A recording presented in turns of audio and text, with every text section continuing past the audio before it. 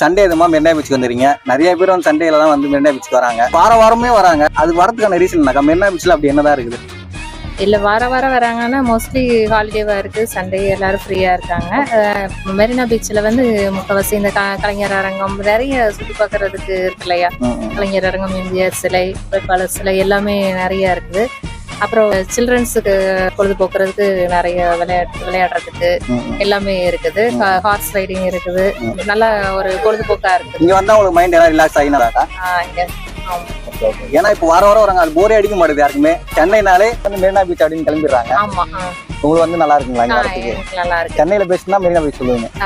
Okay okay. மதுரையில மதுரையா நீங்க? நல்லாவே இருக்குது. மெரினா பீச் நல்லா இருக்கு. Okay okay.